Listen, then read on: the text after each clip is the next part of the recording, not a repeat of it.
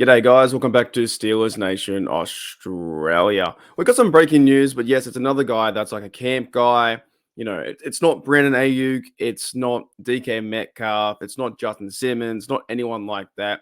Like a high price player that is signing for the Steelers. But as you guys know, I get all my news at the very end of your day.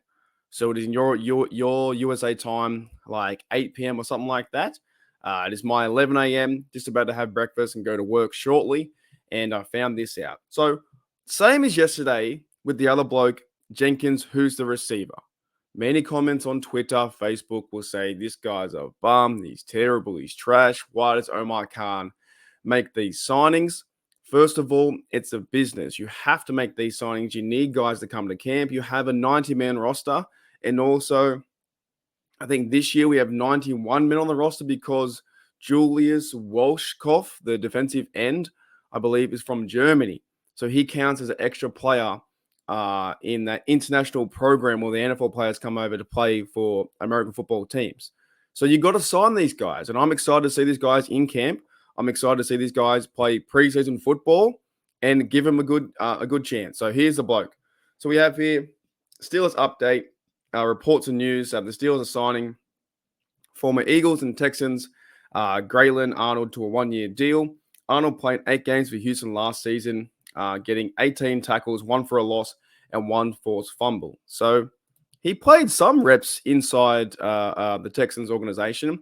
There is one cool thing I just read, though, and I will link this in the description below, and it's by Steelers Now.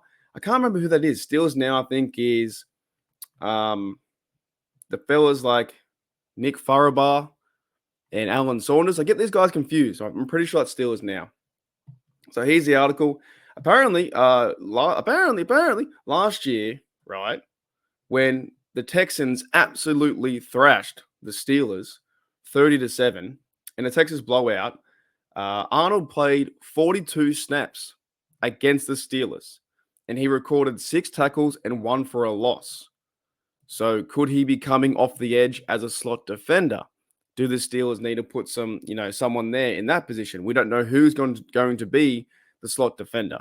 You know it's going to be JPJ on one side, which I can't wait to see. You know it's going to be Dante Jackson on the other, Corey Trice. Hopefully he can make some moves this year. Maybe he can play outside. Does a guy like Beanie Bishop play the slot role? Do they get another safety on board? Everyone's really excited about Elliott, and now the conversation, do you implement that 3 safety set again with Kazi? So I like these kind of moves because it's another new player coming to the team. In a few weeks' time, you see him going to training camp, you see him going to preseason games, and they stand out a bit like Jalen Warren did the other year. And then you're like, oh my goodness, this guy's a Steeler. So I wish this guy all the luck, like Dad said, I really do. Signing former Eagles and Texan Grayland Arnold to a 1-year deal. And yeah, he's going to have to prove it, man. Like a lot of receivers on this roster, I know everyone's still talking about receiver 2, but even now the receivers are talking about, well, we got to step up and become that receiver 2. These players on the roster, they have to step up, and they got to do this to guarantee themselves a job. Now, in this video, I'm not going to talk about Cameron Hayward yet. In his welcome back to the OTAs, I'm going to leave that for another video in about 2 hours' time. It comes out real late, about your midnight in America. Talk about Cameron Hayward then. But I'm excited for these kind of players and Jenkins and the receivers on our roster. Overall, the whole depth chart. Sometimes, man, when I was a kid playing Madden, it was always fun to play the game and learn who Hines Ward was when I was growing up. I had no idea, being a young fan.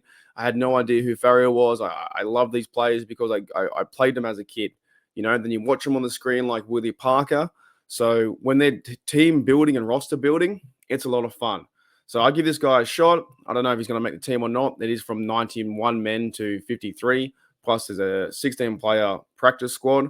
But now, as defensive backs and cornerbacks, we have a lot of guys there. We have Beanie Bishop. We have Thomas Graham Jr. No idea who that bloke is, but I hope he proves me wrong. We have Trenton Thompson. I think he played a bit last year. Killebrews on teams. Deshaun Elliott is our safety. Minka Kazi. Jalen Elliott, he's the bloke. I think he played a bit of like middle linebacker / safety. And Scott, Josiah Scott, no idea who that guy is. So I do hope that a lot of these blokes prove me wrong, and they put themselves on the Steelers map.